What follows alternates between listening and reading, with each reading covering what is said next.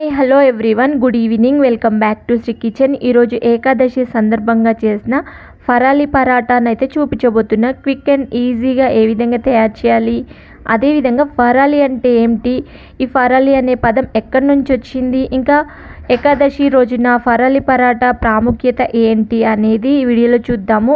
ఇంకా అదేవిధంగా most and important అయిన ఏకాదశి అంటే ఏంటి అనేది కూడా ఈ వీడియోలో చూద్దాం. వీడియో స్కిప్ అవ్వకుండా చూసినట్లయితే మీరు ఇన్ఫర్మేషన్ తెలుసుకున్న వారు అవుతారు. తప్పకుండా like, share, subscribe to the channel. ఇంకా ఫస్ట్ అయితే మనము ఈ రెసిపీని ఏ విధంగా తయారు చేయాలో చూసేద్దాం. ఒక కప్పు వరకు సగ్గుబియ్యం తీసుకున్నాను. వీటిని ఒక కళాయిలో వేసుకొని కొంచెం ఎర్రగా వేగే వరకు వేయించుకోవాలి. దీంతో పాటు ఒక 3 పొటాటోస్ అయితే తీసుకున్నాను. అదే కళాయిలో కొంచెం వాటర్ వేసి ఈ పొటాటోస్ని వేసుకున్నాము. ఇంకా ఇదే విధంగా కుక్కర్లో వేస్తే కొంచెం మనకి మెత్తగా అయిపోతాయి అనేసి నేను కళాయిలో అయితే వేసేసుకున్నాను. మీరు కూడా ఈ విధంగానే చేసేసుకోండి. అప్పుడు మనకు ఈ పరాటాలో ఏ విధంగా యూజ్ అవుతాయి ఇలా ఉడకబెట్టడం వల్ల అనేది తెలుస్తుంది. ఇప్పుడు ఎర్రగా వేయించుకున్న సగ్గుబియ్యంని చల్లారిన తర్వాత ఒక మిక్సీ జార్లో అయితే వేసేసుకుందాము. ఈ విధంగా పౌడర్గా చేసేసుకుందాము సగ్గుబియ్యంని. ఫస్ట్ అయితే ఏకాదశి అంటే ఏంటో చూసేద్దాము. పవిత్రమైన రోజు మరియు ఉపవాసం ద్వారా గత జన్మల పాపాలు ఆత్మశుద్ధి కలుగుతాయని ఏకాదశి రోజు నమ్ముతారు. ఏకాదశి కథలో మురా అనే రాక్షసుడు విష్ణువుపై దాడి చేశాడు.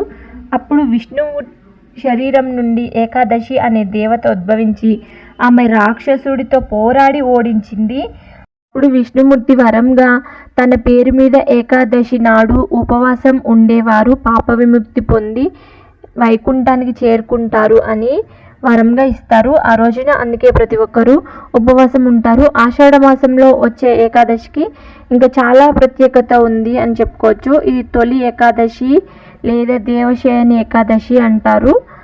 దీని ప్రకారం విష్ణుమూర్తి యోగ నిద్రలోకి చేరుకుంటారు. ఏకాదశి నుండి కార్తీక శుద్ధ ఏకాదశి వరకు లక్ష్మీవల్లభుడు 4 నెలల పాటు క్షీరసాగరంలో శేషతల్పంపై యోగ నిద్రలోకి చేరుకుంటారు అని చెప్తారు.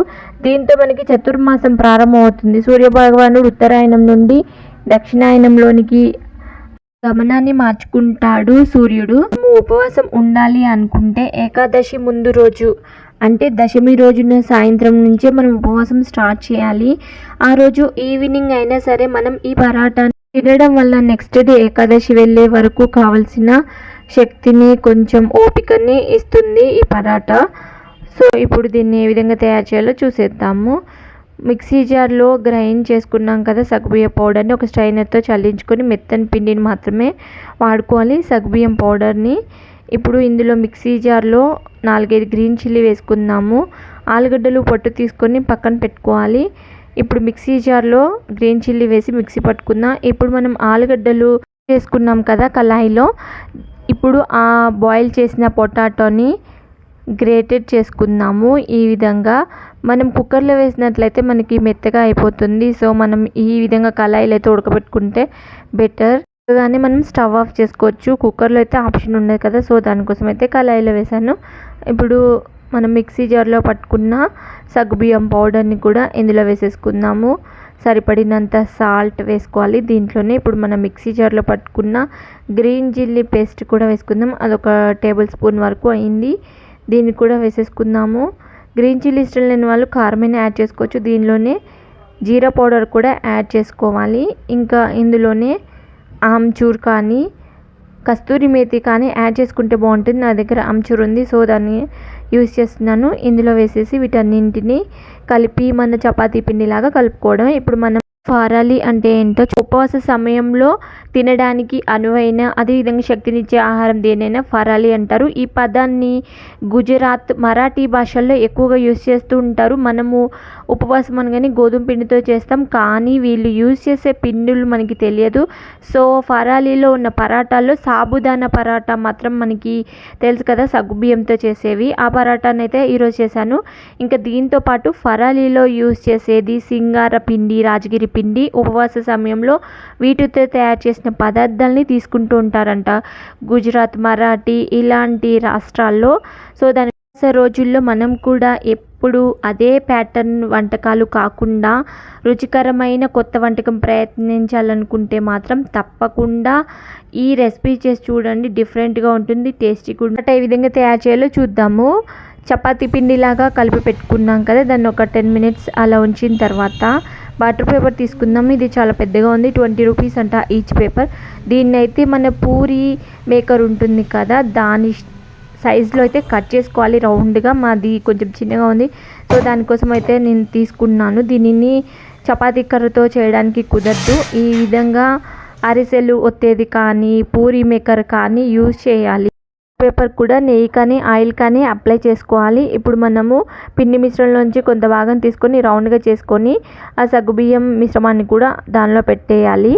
ఇప్పుడు దానిపైన కూడా బటర్ పేపర్కి ఆయిల్ కానీ నెయ్యి కానీ అప్లై చేసుకొని మాత్రమే పెట్టాలి, లేదంటే సగ్గుబియ్యం స్టిక్కీగా ఉంటుంది, సో రావడానికి కష్టంగా ఉంటుంది. సో దానికోసం అయితే కొంచెం ఆయిల్ అయితే ఎక్కువగానే అప్లై చేయండి.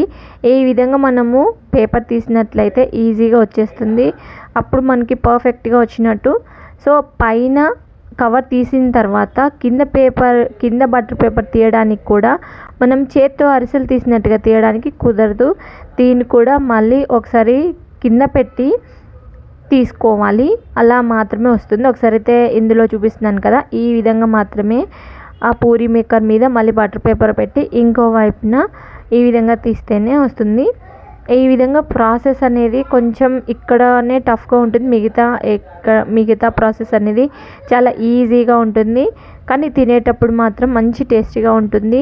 ఫరాలి పరాటాలో ఉన్న ఆరోగ్య ప్రయోజనాలు చూద్దాం. ఇందులో మెయిన్ ఇంగ్రీడియంట్ అయిన సగ్గుబియ్యం యొక్క ఆరోగ్య ప్రయోజనాలు చూద్దాము. ఇందులో మెయిన్గా శక్తి ఎక్కువగా ఉంటుంది, 350 కిలో క్యాలరీల శక్తి ఉంటుంది. ఇందులో carbohydrates, protein, iron, sodium, calcium ఎన్నో ఆరోగ్య ప్రయోజనాలు కలిగి ఉంటుంది. దీంతో పాటు పొటాటో వేసాం, దీనిలో పొటాషియం ఎక్కువగా ఉంటుంది. దీనిలో వేసిన కొత్తిమీర, పుదీనా చిన్నవే అయినా శరీరానికి ఎంతో ఆరోగ్యాన్ని కలుగచేస్తాయి. ఫాస్టింగ్ టైంలో తప్పకుండా ఈ ఫరాలి పరోటా చేసుకొని చూడండి.